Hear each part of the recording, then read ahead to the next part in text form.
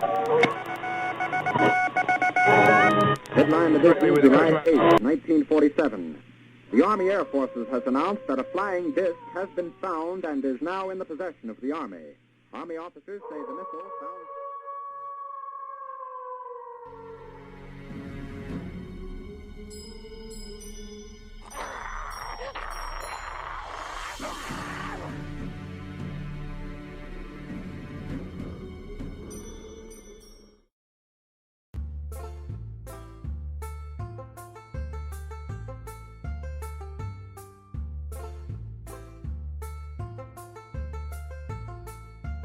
Did a Bigfoot really attack a party of men in the Okefenokee swamp in 1829? Or was it all a tall tale? The answer to those questions, quite honestly, may never be known. But the story is one of many that add to the mystery of the swamp. The tale originated near the south end of Ware County, where the line that divides Georgia from Florida passes through the Okefenokee. In 1829, the first white settlers were just pushing into the fringes of the swamp. Surrounded by the stunning beauty of the swamp, they quickly picked up on an Indian legend that held a mysterious race of people lived on an island deep in the wilderness. So far as is known, another related account first appeared in print in 1806 in Jedediah Morse's book, Geography Made Easy. In his section on Georgia, Morse repeated a legend that a group of Indian hunters had gone into the swamp and become lost. When they were in a desperate condition, a party of the most beautiful women they'd ever seen came out to their rescue. Here's a quote from Morse's book. They, being lost in inextricable swamps and bogs and on the point of perishing, were unexpectedly relieved by a company of beautiful women, whom they called daughters of the sun, who kindly gave them such provisions as they had with them, consisting of fruit and corn cakes. The tale, as repeated by Morse, continued with the women warning the hunters to flee as fast as possible to their own country, because their husbands were fierce men and cruel to strangers. These men of the swamp were said by the Creek Indians to be of gigantic stature and both cruel and warlike. The winter of 1828-1829 was extremely dry, and two men living on the edges of the swamp decided to explore as deep into it as they could. Accompanied by a boy, they went into the Okefenokee and over a course of 2 weeks continued to penetrate deeper and deeper into it. As they explored the very heart of the swamp, they made a startling discovery of gigantic footprints. The length of the foot was 18 and the breadth 9 inches. The monster, from every appearance, must have moved forward in an easy or hesitating gait, his stride from heel to toe being a trifle over 6 feet. This is what was printed in the Milledgeville, Georgia Statesman newspaper, January 1829. Published again in the Connecticut Sentinel, February 9, 1829.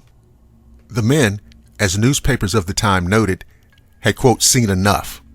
Ending their expedition and retreating out of the swamp, they related to their friends and neighbors what they'd seen. Of course, the story excited the curiosity of a party of hunters who lived just across the Florida line. 9 in number, they went into the swamps to find the mysterious giant, and they were guided by one of those members of the original party.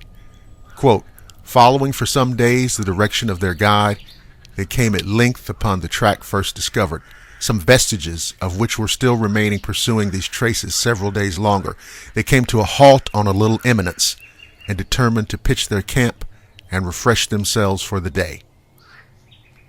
The expedition was described in detail in newspaper reports published in February 1829. Those accounts indicated that as the hunters were discharging their guns to reload them with fresh powder for the night, a wild animal charged their camp. Here are actual details from the newspaper report. The next minute he was full in their view, advancing upon them with a terrible look and ferocious countenance. Our little band instinctively gathered close in a body and presented their rifles. The huge being, nothing daunted, bounded upon his victims, and in the same instant received the contents of 7 rifles. The fight, however, did not end there. He did not fall alone, as the newspaper reported, nor until he had glutted his wrath with the death of 5 of them, which he effectively by wringing the head from the body. Writhing and exhausted, at length he fell with his hapless prey beneath his grasp. As the creature lay dying on the ground, writhing and sometimes roaring, the men who survived the attack gathered round to make a closer inspection. The creature was found to measure 13 feet from head to toe, and its breadth and volume of just proportions. Immediately fearful that the dying monster's cries might attract others of its kind, the hunters fled the swamp. The men who died in the battle with the creature were left lying where they'd fallen. It's a damn remarkable story, but could it be true? The honest answer is that no one knows. The newspaper correspondent who reported it wrote that people living in Ware County on the margins of the Okefenokee swamp clearly believed it. Either way, the story of the 1829 attack was one of the earliest written accounts of the creature we know today as Bigfoot or Sasquatch. Sightings of some kind of large creature in the swamp and discoveries of large footprints continue to be reported in that area to this very day. Thank you for listening to the Shadowland radio show. To enjoy more paranormal and cryptid stories, visit blackwatermedia.net to listen to a vast archive of material. While there, consider becoming a Blackwater Media Swamp Hunter Society member and access all available premium content. You can also visit the Blackwater Media YouTube channel. While there, be sure to like, share, and subscribe. I'm Dr. William Lester, and I promise to see each and every one of you again on the flip side.